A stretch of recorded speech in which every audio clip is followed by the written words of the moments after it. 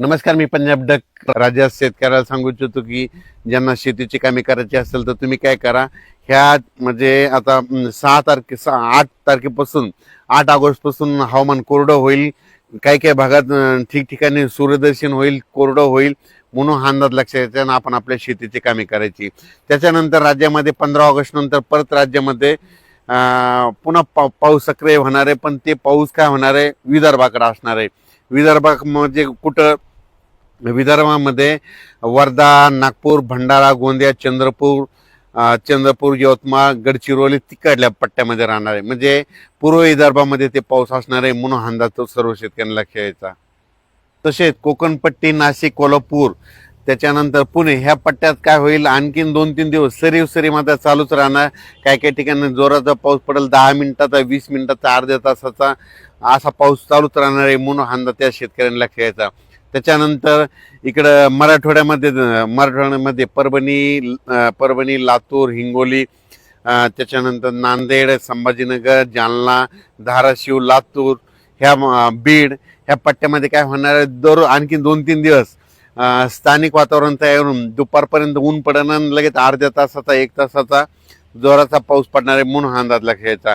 त्याच्यानंतर उत्तर महाराष्ट्राकडे काय होईल, अशा सरी नाशिक जिल्हा, नंदुरबार, धुळे, जळगाव तिकडे देखील काय होईल, दुपारपर्यंत अशा सरी चालूच राहतील.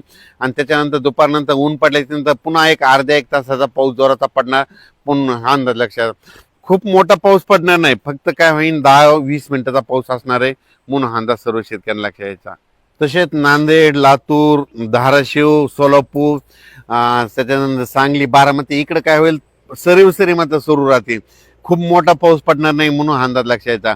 पण तरी पण काय होणार आहे, ह्या 3 दिवसामध्ये आज म्हणजे 6 ऑगस्ट, 7 ऑगस्ट आणि 8 ऑगस्टच्या दरम्यान सोलापूर जिल्हा, लातूर जिल्हा, धाराशिव जिल्हा, इकडे सांगली जिल्हा, बारामती 2, कडाष्टी, बीड ह्या परिसरामध्ये काय होईल, अर्ध्या तासाचा 1 तासाचा जोराचा पाऊस पडणार आहे, स्थानिक वातावरण तयार होऊन, म्हणून अंदाज लक्षात येतात.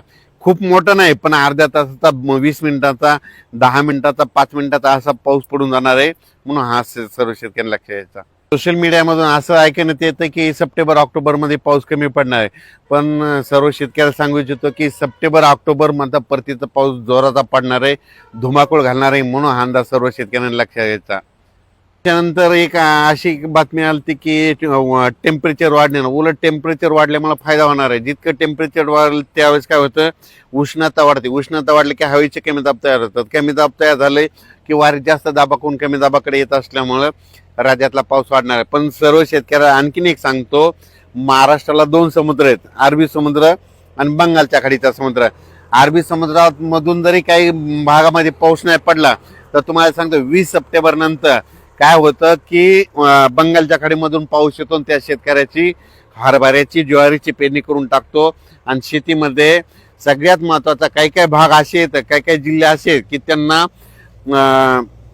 बंगालच्या खाडीचा म्हणजे याचा पाऊस चांगला पडतो, परतीचा पाऊस जास्त पडतो. मग त्याच्यामध्ये जिल्हे सांगतो, नांदेड जिल्हा झालं, परभणी जिल्हा झालं, धाराशिव जिल्हा झालं, त्याच्यानंतर इकडं जालना, त्याच्यानंतर इकडं अहिल्यानगर, सोलापूर जिल्हा, सांगली जिल्हा, सांगोला तालुका ह्या पट्ट्यामध्ये काय. त्याच्यानंतर मानखटाव म्हणजे एक सातारा जिल्ह्यामध्ये मानखटाव असा एक तालुका आहे, तिथं दरवर्षी पाऊस आता देखील कमी आहे.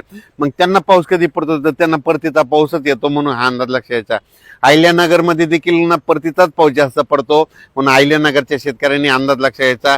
बीड जिल्हा, त्याच्यानंतर धाराशिव जिल्हा, सोलापूर जिल्ह्यात देखील परतीचाच पाऊस चांगला पडणार आहे, म्हणून हा अंदाज त्यांनी लक्षात घ्यायचा.